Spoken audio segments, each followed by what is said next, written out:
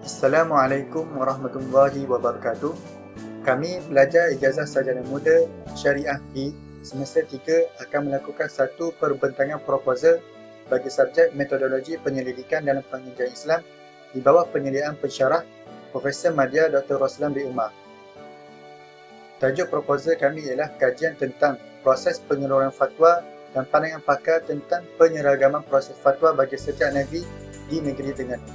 Kumpulan kami terdiri 4 orang ahli. Yang pertama, saya sendiri, Zulhilmi bin Muhammad, 054599, dibantu oleh rakan-rakan saya yang lain, Abdul Muaz, Muhammad Fidaus dan Ahmad Mustafa. Kandungan bagi pembentangan kami ialah isi kandungan yang terdapat dalam proposal kami, latar belakang, sorakan literatur serta rujukan. Okay.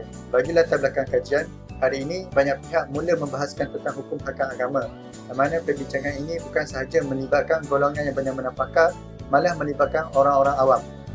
Penyataan masalah persoalan yang sering dihadapi oleh masyarakat berkenaan hukum hakam serta imej masyarakat tentang institusi fatwa.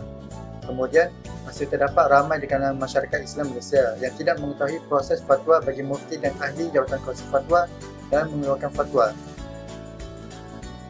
Seterusnya, tujuan kajian ialah supaya melihat dan menganalisis berkenaan proses pengeluaran fatwa oleh Jawatan Kuasa Fatwa di Terengganu serta pandangan pakar fatwa UNISA tentang proses penyeragaman proses fatwa di Malaysia.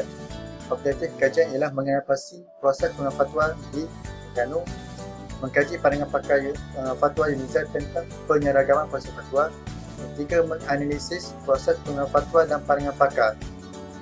Soalan kajian ialah apakah proses pengeluaran fatwa oleh Jawatan Kuasa Terengganu?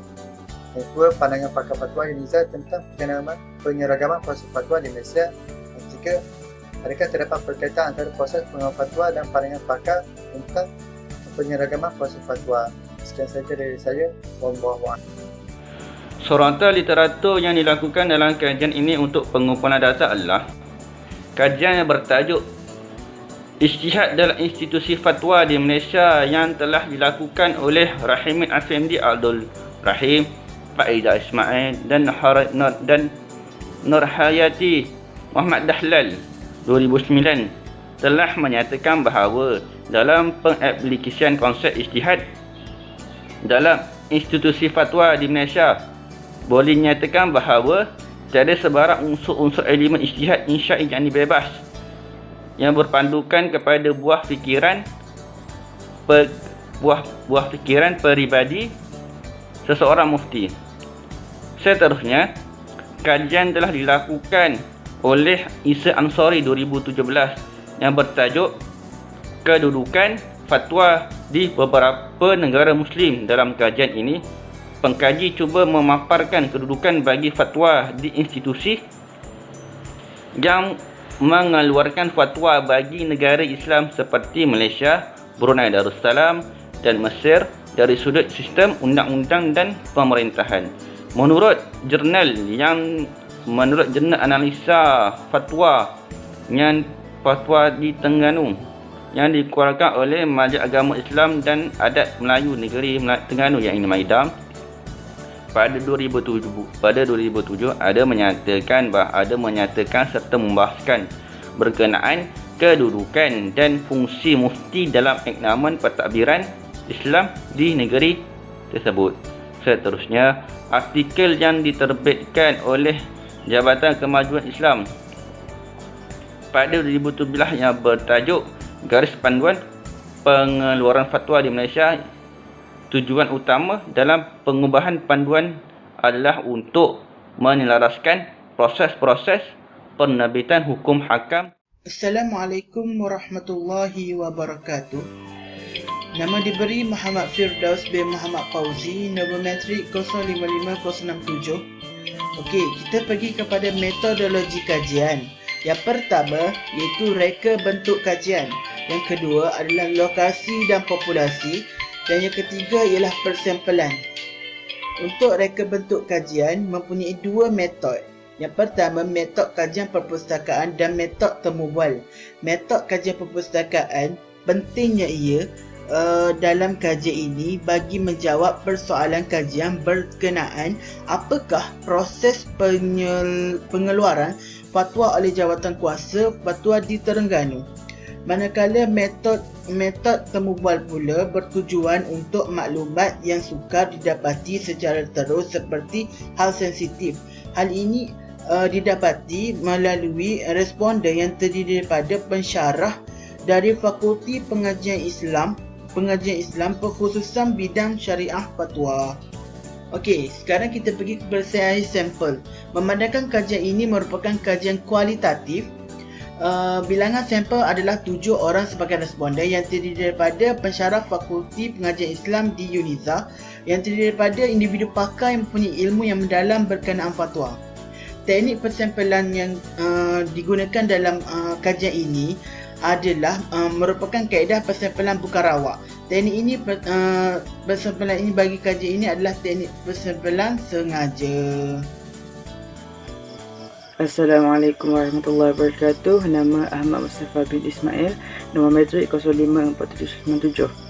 Jadi saya akan menyambung apa yang dibentangkan oleh sahabat saya. Dari saya ialah tata cara pemerolehan data. Antara sumber yang dapat data yang diperoleh dalam kajian ini adalah dalam bentuk buku, jurnal, kajian lepas dalam mawad rasmi pejabat mufti. Seterusnya, pengkaji akan mendapatkan maklumat-maklumat yang diperlukan kajian dengan kaedah temu bual dan merekod segala data temu bual menggunakan pita rakaman dan mencetak nota. Seterusnya, kesahan dan kebolehpercayaan instrumen kajian.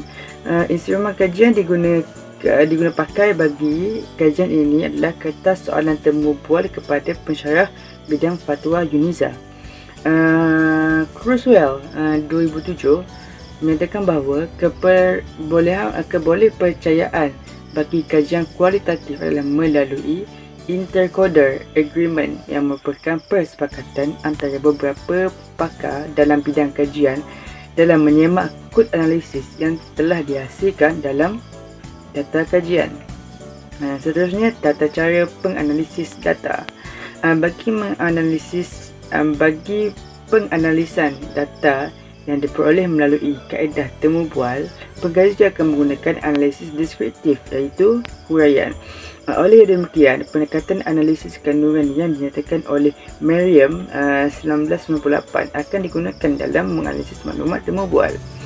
Seterusnya, kepentingan kajian. Antara kepentingan yang dapat diperoleh melalui kajian ini adalah untuk mengetengahkan kepada orang ramai, khususnya rakyat negeri Terengganu, tentang fungsi Jabatan Kuasa Fatwa Negeri Terengganu.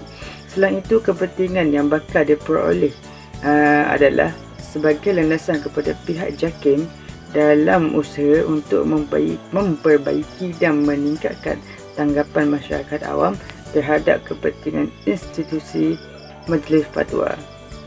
Dalam pada itu, kajian ini sangat penting dalam menyelesaikan kemusykilan dan perbalahan yang timbul dalam kalangan masyarakat hari ini yang cuba untuk menyangkal keputusan fatwa dan hukum yang dikeluarkan oleh institusi fatwa. Pada masa yang sama, kepentingan kajian ini kepada para penyelidik secara umum dapat melaksanakan kajian hukum yang lebih sistematik dan lebih mendalam. Hal ini kerana hasil kajian ini dapat dijadikan sandaran dan kajian lanjutan. Kita pergi ke definisi operasional. Iaitu fatwa. Fatwa merupakan satu perkataan yang telah diterima pakai dalam komuniti Muslim di Malaysia. Fatwa bermaksud keputusan yang telah dihasilkan oleh Jabatan Mufti dan telah diwartakan oleh pemerintahan di negeri untuk proses penetapan undang-undang. Menurut definisi ini, dapat difahami bahawa setiap pernyataan mufti yang belum diwartakan tidaklah dianggap sebagai fatwa, tetapi dikenali sebagai pendapat. Ini merupakan rujukan-rujukan yang kami gunakan untuk proposal ini.